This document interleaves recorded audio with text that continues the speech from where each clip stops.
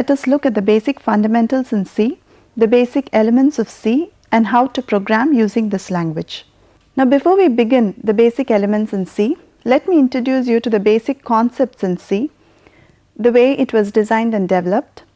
C was designed and developed by Dennis Ritchie in 1972.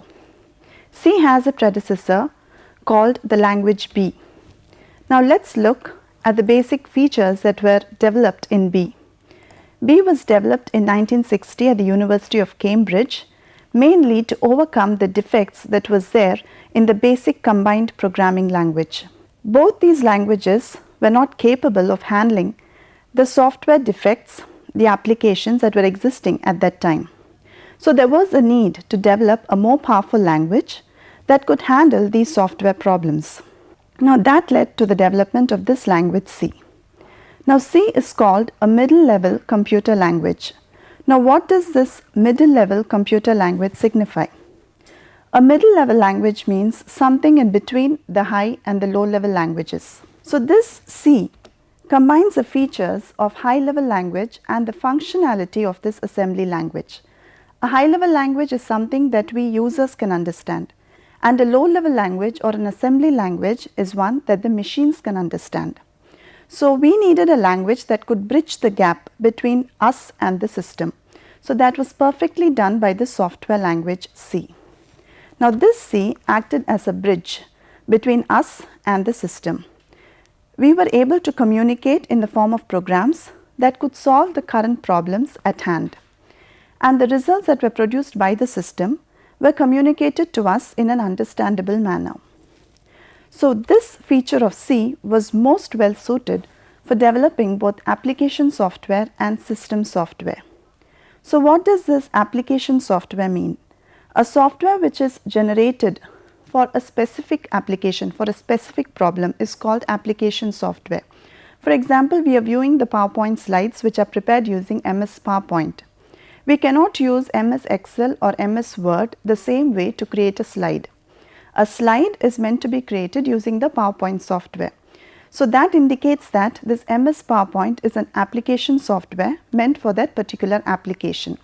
So what is system software? A system software is a heartbeat of any computer system. When we switch on any computer, we see a number of processes taking place on their own. That process is called booting. That is when the operating system gets loaded into the computer. All the desktop settings, the hardware settings, the printer settings, the scanner settings, or whatever settings have been already configured in the computer are brought to their normal ranges so that the desktop can be seen for the users to start using the system. So a system software is more general in nature. It is common to all the computer systems, whereas an application software is one which is developed for a particular reason, to solve a particular task at hand. So this feature of C, a middle level language, was most acceptable to write both these kinds of software.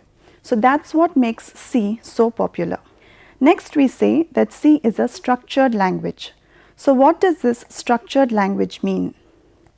The structured language allows a variety of programs in small modules. A module is nothing but a small set of statements. Now there are two different ways to handle a problem. Either we can solve the entire problem in a series of steps, or we can divide the problem into smaller subtasks, handle each subtask, and when we combine it together we get the final solution. So C prefers to follow the second approach. It normally divides the problem into smaller subtasks and it writes a small set of statements called a module to solve that problem. Then all these modules are combined together to form the entire program. So that is what gives C a structure. It has a beginning, it has an ending, and it has a body which is divided into several modules. So this feature of C makes it easy for debugging. Debugging is nothing but finding, detecting and recovering from errors. So any mistake that is there in the program can be easily rectified, and every time we make a change to a set of statements, they have to be tested and seen whether after the change is made, the program is executed correctly and whether the final aim, the goal is achieved. So for all of these C is very efficient as well as easy to be handled. It's easy for debugging, easy for testing once the program's errors are removed, and it's easy for maintenance. Now what is the software maintenance? Now say we have a program that performs addition and subtraction. Using the same set of statements, we can easily perform the other arithmetic calculations by a small change of a symbol. So when the software is maintained, it saves us the entire time and the coding to start the entire program again and perform similar problems of the same nature. So having a single program at hand, we can solve other problems of a similar nature by just making small modifications in one or two statements in the coding. So C gives us that particular advantage over other languages that were developed before it.